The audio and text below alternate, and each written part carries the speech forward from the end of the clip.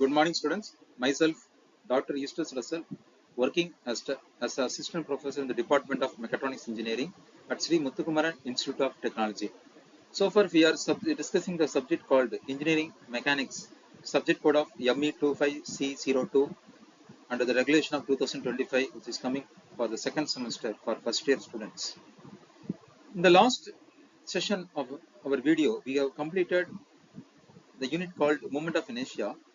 In that, we completed some basic topics called centroid, theorem of Pappas-Gildinus theorem for area, Pappas-Gildinus theorem for volume, and we have seen some tabular column formulas to finding the various centroid for various sections we have seen.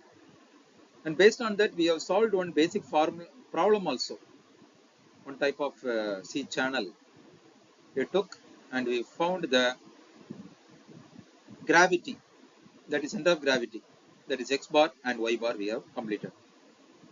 Today we are going to see part 2 of this unit 3, that is moment of inertia. We will see one by one. First thing is parallel axis theorem. Last class we have seen the Pappas-Gildinus theorem. So followed by this also one important theorem. Mainly part A questions, this type of questions they may ask. We will see this theorem. Parallel axis theorem states that the moment of inertia I of an area with respect to any given axis AA is equal to the moment of inertia I of the area with respect to the centroidal axis B dash, that is parallel to A dash, plus the product of the area A and the square of the distance D between the two axes, that is I equal to I bar plus AD square. This expression can also to determine I when the moment of inertia with respect to A dash is known. Then I bar equal to I minus AD square. This is the formula. Then polar moment of inertia. Similar theorem that can be used with the polar moment of inertia.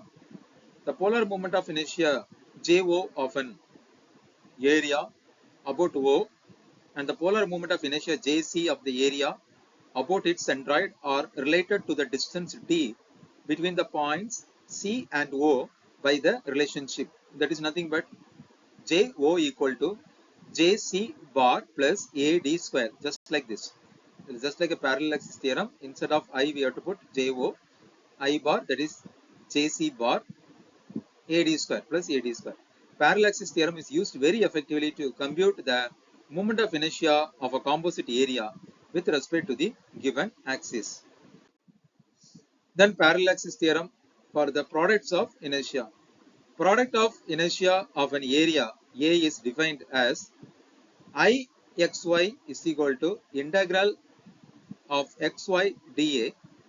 Ixy equal to 0 if the area A is symmetrical with respect to either or both coordinate axes. So if it is symmetrical means you have to take that is equal to 0 only. The parallel axis theorem for the product of inertia is given by Ixy is equal to I bar x dash y dash plus x bar y bar A, where I x dash y dash is the product of inertia of the area with respect to centroidal axis x dash and y dash, which are parallel to x and y axis, and x and y are the coordinates of the centroid of the area. Then principal moment of inertia. Principal moment of inertia, we can see this diagram. X dash have an angle of theta with respect to x axis, and y dash is also inclined at some angle with respect to y axis. Now we can see the principal axis of the area about O are the two axes perpendicular to each other with respect to which the moments of the inertia are maximum and minimum. The angles theta at which these occur are denoted as theta m, obtained from theta tan 2 theta m equal to minus 2 Ixy by Ix minus Iy.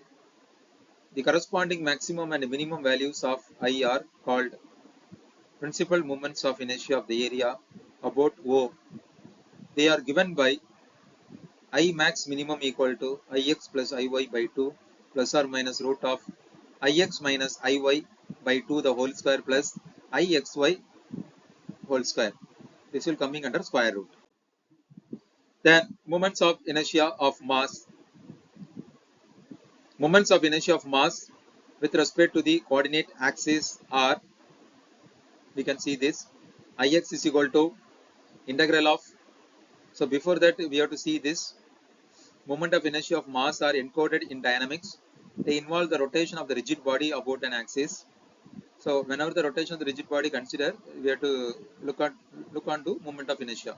The mass moment of inertia of a body with respect to an axis A dash is defined as I equal to integral of r square dm, where r is the distance from A dash to the element of mass. The radius of gyration of the body is defined as k equal to root of I by m. Then we will find this, the moment of inertia of mass with respect to the coordinate axis. We can write, when you are writing x, you have to consider y and z, that is y square plus z square dm. If you are taking y, you have to take z and x square, therefore integral of z square plus x square dm. Iz is equal to, if you are taking z, you have to consider other two axes, that is x and y, that is integral of x square plus y square dm. This radius of gyration is very important. In the syllabus also it is mentioned. It is very important for 2 marks as well as bigger question also they may ask. Now we are going to solve one problem that is based on moment of inertia. Earlier we have solved the problem under centroid in the previous videos. Now we are going to solve moment of inertia. The half of the portion is similar. What you are doing for centroid, the similar step, the followed. The other step only we are considering the moment of mi, we have to consider for all the section. Now you will see the same diagram what you have seen in the previous lecture videos. We have the 3 sections 1, 2 and 3. We have the dimensions, that is 200 into 20, the first section. That is middle one is 600 into, that is 20, and another one is 580 into 20 mm square.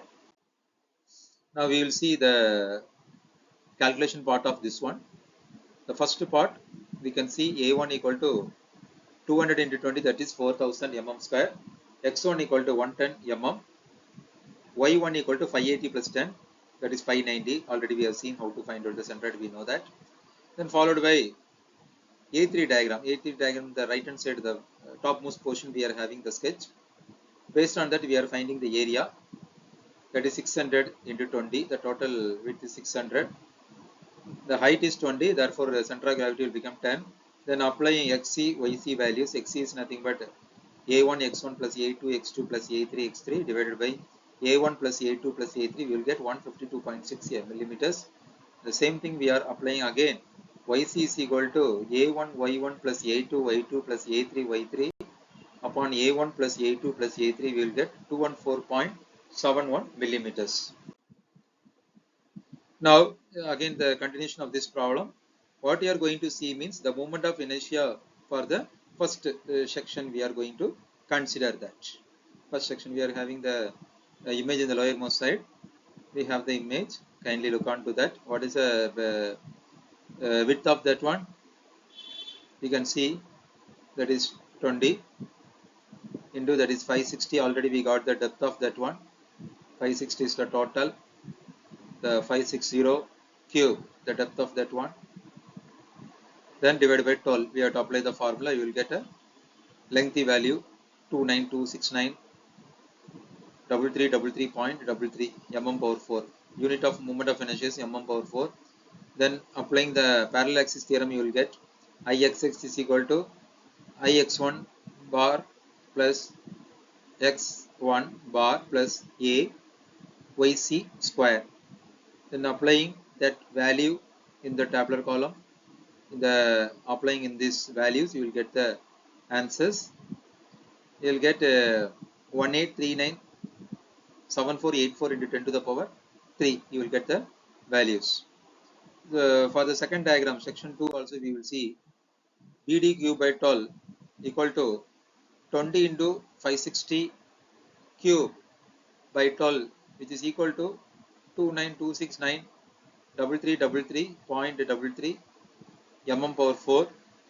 Then applying parallel axis theorem, what you have to do, that is the value you got in the previous step, just add it with the area, that is 560 into 20.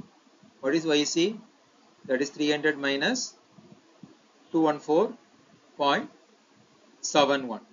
You have to subtract the values, that is x minus x bar value. So upon calculation you will get 375528.533. You will get that value, that is mm power 4, that is moment of inertia unit. Then the section 3, upon we are applying ix3 bar, sorry, ix3 dash, x3 dash is equal to bd cube by 12, which is equal to 600 into 20 cube by 12, which is equal to 4 lakhs. You will get mm power 4 according to the parallel axis theorem. You have to add that value what you have obtained in the previous step, plus the area, that is 600 into 20, plus the difference between that y bar and y value. We have to consider that is y3.